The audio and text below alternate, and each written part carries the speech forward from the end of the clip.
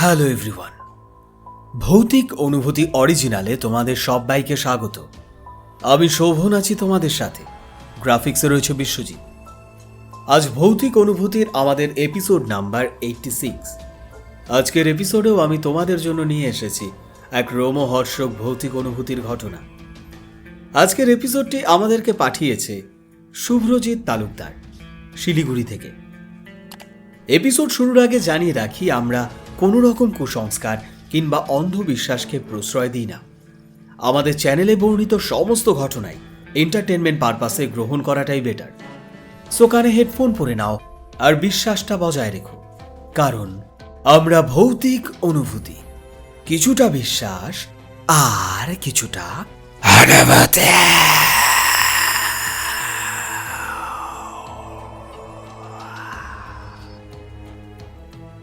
বন্ধুরা, শুভ্রজিৎ আমাদের লিখেছে, হ্যালো শোভন, আমি শুভ্রজিৎ শিলিগুড়ি থেকে লিখছি।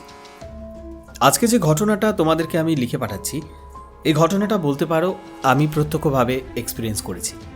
এবং ঘটনাটা আজ থেকে বছর 4 আগের ঘটনা, যখন লকডাউন পিরিয়ড চলছিল। ঠিক সেই সময়কার, মানে লকডাউন সবেমাত্র একটু শিথিল হয়েছে, এরকম পর্যায়ের একটা ঘটনা।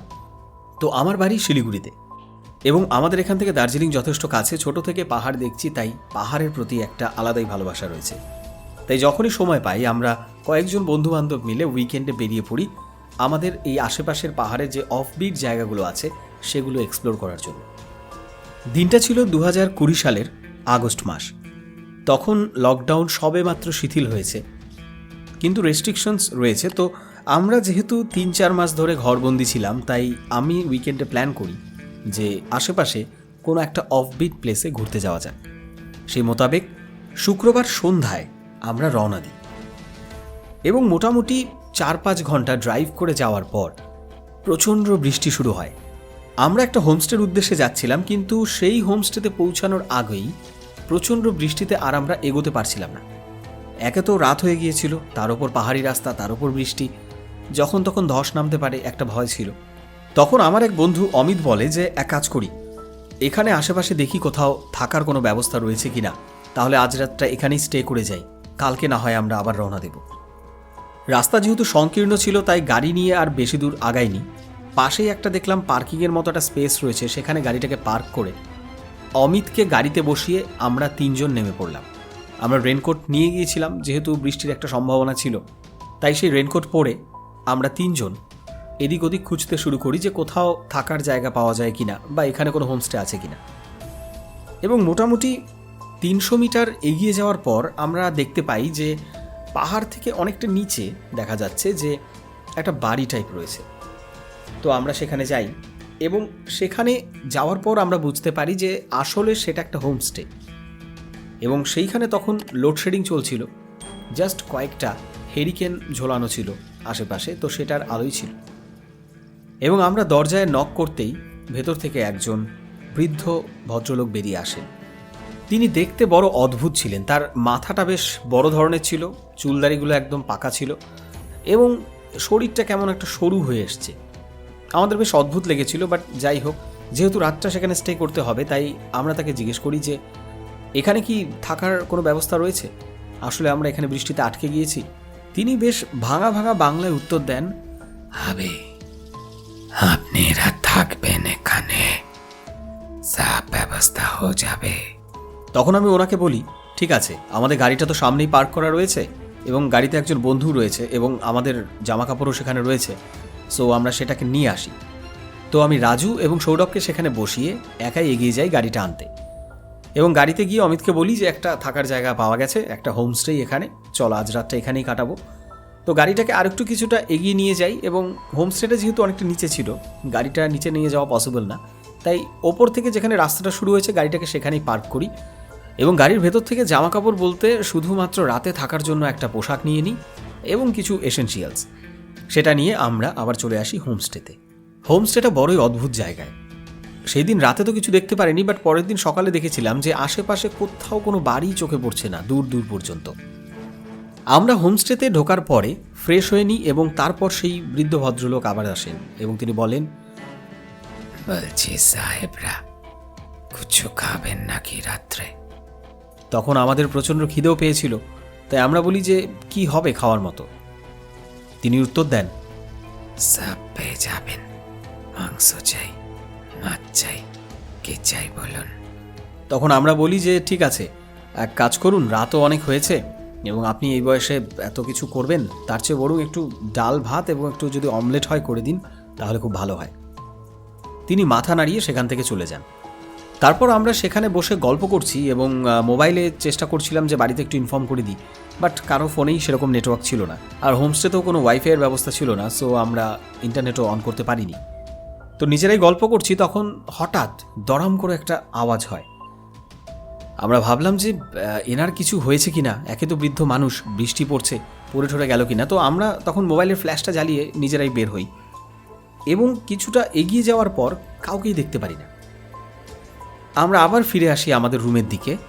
ঠিক তখন একটা কর্কশ আওয়াজ ভেসে আসছিল, যেন কিনা কেউ একটা চাকু বা ছুরি যদি কোনো হার্ড সারফেসের ওপরে চালায় ঠিক যেরকম একটা আওয়াজ আসবে, সেরকম একটা আওয়াজ পাচ্ছিলাম। তারপর আমরা সেই আওয়াজকে অনুসরণ করে এক পা দুপা এগোই এবং তারপর যেটা আমরা দেখতে পাই তার জন্য মোটেও আমরা প্রস্তুত ছিলাম না। সেই বৃদ্ধ লোকটি, আমরা সেইখানে দেখতে পাই যে একটা ওপর থেকে উল্টো করে কিছু একটা ঝোলানো রয়েছে। দেখে মনে হচ্ছিল মানুষের শরীর, কিন্তু তার হাত পাগুলো কেমন পশুর মতো এবং তার মাথাটা নেই, টপ টপ করে রক্ত পড়ছে। নিচে একটা বাটি মতন রাখা রয়েছে যার মধ্যে রক্তগুলো পড়ছে, আর বৃদ্ধ মানুষটি চাকু দিয়ে ক্রমাগত চেষ্টা করছে সেই ঝোলানো বস্তুটা থেকে মাংস কেটে নিয়ে আসার। এই দৃশ্যটা দেখে আমরা পুরো থ হয়ে যাই। আমরা আরও কিছুক্ষণ সেখানে অপেক্ষা করি এবং দেখতে পাই যে ওই যে নিচে বাটির মধ্যে রক্তগুলো পড়ছিল টপ টপ করে, তিনি গো গ্রাসে পুরো বাটির রক্তটা খেয়ে ফেললেন। রক্তটা খাওয়ার পর তার চোখে মুখে এক ভয়ঙ্কর রকমের এক্সপ্রেশন, মনে হচ্ছিল তার চোখগুলো যেন দুটো আগুনের গোলা, এবং তার মুখ গহ্বরটা দেখে মনে হচ্ছিল যে অনেকটাই গভীর, যেন আমাদের সবাইকে খেয়ে ফেলবে। সেটা দেখে আমরা সেখানে স্থির থাকতে পারিনি। রাজুর হাত থেকে ফোনটা পড়ে যায় এবং সেই আওয়াজে বৃদ্ধ লোকটি ঠিক আমরা যেদিকে দাঁড়িয়েছিলাম সেই দিকে তাকায় এবং তারপর তার চোখের ওই চাহনি আমাদের পুরো নাড়িয়ে দিয়েছিল। আমরা কোনো রকমে সেখান থেকে ছুটে যাই আমাদের গাড়ির দিকে। কিন্তু কি অদ্ভুত, আমরা সেখানে গিয়ে, অর্থাৎ হোমস্টের যেই রাস্তায় আমরা গাড়িটা রেখেছিলাম, আমাদের গাড়িটা সেখানে ছিলই না।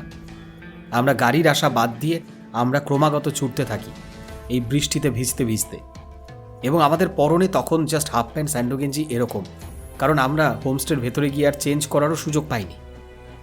এবং ছুটতে ছুটতে অদ্ভুতভাবে ঠিক যে পয়েন্টে আমরা প্রথমে গাড়ি দাঁড় করিয়েছিলাম, দেখতে পেলাম আমাদের গাড়িটা ঠিক সেখানেই রাখা রয়েছে। এবং গাড়িটা পেয়ে কোনো রকমে আমরা গাড়িতে উঠি এবং গাড়ি স্টার্ট দিয়ে সোজা বেরিয়ে যাই। মোটামুটি 2 ঘন্টা যাওয়ার পর আমরা সেই গন্তব্যে পৌঁছে যাই যার উদ্দেশ্যে আমরা বেরিয়েছিলাম। সেইখানের হোমস্টেতে যাওয়ার পর হোমস্টের মালিককে আমরা সব জানাই এবং তিনি বলেন যে আপনাদের তো আরও আগে চলে আসার কথা ছিল, আমি ভাবলাম হয়তো বৃষ্টির জন্য আপনারা আসবেন না। তখন তাকে পুরো ঘটনা জানাই। ঘড়িতে তখন রাত 2টোর মতো বাজে এবং তিনি বলেন যে আপনারা করেছেন কি, এটা তো আপনাদের ভাগ্য ভালো যে আপনারা ঠিকঠাক বেঁচে ফিরেছেন। আসলে যে হোমস্টের কথা আমরা বলছিলাম, সেই হোমস্টেতে এখন আর কেউ থাকে না। মোটামুটি বছর 10 আগে সেখানে মারাত্মক একটা দুর্ঘটনা ঘটে। সেই হোমস্টেটা চালাতো এক বৃদ্ধ এবং বৃদ্ধা। সেই বৃদ্ধা সেখান থেকে পড়ে গিয়ে তার মৃত্যু হয় এবং তারপর সেখানে সেই বৃদ্ধ আত্মহত্যা করেন এবং তারপর থেকেই শোনা যায় যে সেখানে সেই বৃদ্ধের ভূত বা আত্মা ঘোরাফেরা করে। অনেকেই দেখেছেন আশেপাশের লোকজন, এবং ওইখানে হোমস্টের পাশে যাদের বাড়িঘর ছিল তারাও নাকি সেই কারণে সেখান থেকে ধীরে ধীরে তাদের বসতিটাকে শিফট করে নিয়ে যান অন্য কোথাও। এবং আমরা যখন রাতে ওখানে থেমেছিলাম, আসলে ঠিক ওই পোর্শনটায় কোনো না কোনো কারণে রাতের বেলা নাকি ট্যুরিস্টরা এলে তাদের থামতেই হয়। আমরা তো বৃষ্টির জন্য থেমেছিলাম, বাট ওখানে নাকি অনেক অলৌকিক ঘটনা ঘটে যে কারণে কোনো না কারণে ট্যুরিস্টদের থামতে হয় এবং তারপর তারা সেই হোমস্টেতেই যায় যদি ঠিক আমরা সন্ধ্যের পর সেই রাস্তাটায় ক্রস করি। এবং আমাদের সাথেও এক্স্যাক্টলি তাই হয়েছিল এবং অদ্ভুতভাবে আমরা প্রাণে বেঁচে গিয়েছিলাম এবং আমাদের গাড়িটা যে সেখান থেকে সরে গিয়ে আমাদের আগের পয়েন্টে চলে এসেছিল, সেই জায়গায় একটা শিব মন্দির ছিল। হয়তো মহাদেবের কৃপায় আমরা সে যাত্রায় বেঁচে গিয়েছিলাম। দুদিন আমরা আমাদের সেই হোমস্টেতে থাকি যেই উদ্দেশ্যে আমরা রওনা দিয়েছিলাম। তারপর পরের দিন সেই মালিক আমাদের সাবধান করে দেন যে আপনারা দিনের বেলাতেই বেরিয়ে যান, তাহলে ওই হোমস্টে ক্রস করে দিনের বেলাতেই চলে যেতে পারবেন। এবং সেখানে দুদিন থাকার পর যখন আমরা 3 নাম্বার দিন সেদিক দিয়ে ব্যাক করছি, তখন আমরা সেই ওপর থেকে দেখতে পাই যে সত্যি সেই হোমস্টের আশেপাশে কোথাও কোনো জনবসতি নেই। এবং সেই হোমস্টের এফবি পেজ আমি খুঁজে পাই, যেটাতে আমি সার্চ করি এবং সেখানে দেখা যায় যে সেখানকার লাস্ট পোস্ট তখন থেকে 10 বছর আগে। তারপর আর কোনো অ্যাক্টিভিটিস সেখানে নেই বা কোনো রেটিংস কিচ্ছু নেই। এই গোটা বিষয়টা যদি আমি সামনাসামনি এক্সপিরিয়েন্স না করতাম তাহলে হয়তো আমিও বিশ্বাস করতে পারতাম না, কারণ এসব জিনিস আমি খুব একটা বিশ্বাস করি না। বাট যেটা আমাদের সাথে ঘটেছিল সেটা আমাদেরকে একটু হলেও বিশ্বাস করিয়েছে যে অলৌকিক শক্তি বা এইরকম প্যারানর্মাল অ্যাক্টিভিটিস বলে সত্যি কিছু আছে। সো ফ্রেন্ডস, আমি শোভন ছিলাম তোমাদের সাথে, গ্রাফিক্সে রয়েছে বিশ্বজিৎ। ভিডিওটি কেমন লাগলো অবশ্যই কমেন্টে জানিও। তোমরাও যদি চাও তোমাদের সাথে ঘটে যাওয়া সত্য ভৌতিক ঘটনা আমাদেরকে লিখে পাঠাবে, তবে চটপট লিখে পাঠাও। কিভাবে পাঠাবে? ডেসক্রিপশন বক্সে এবং চ্যানেলের ডেসক্রিপশনে পুরো ডিটেলস দেওয়া রয়েছে, প্লিজ একটু চেক করে নিও। দেখা হচ্ছে নতুন একটা দিনের নতুন একটা ভিডিওতে। টিল দেন সবাই ভালো থেকো এবং সবাইকে ভালো রেখো।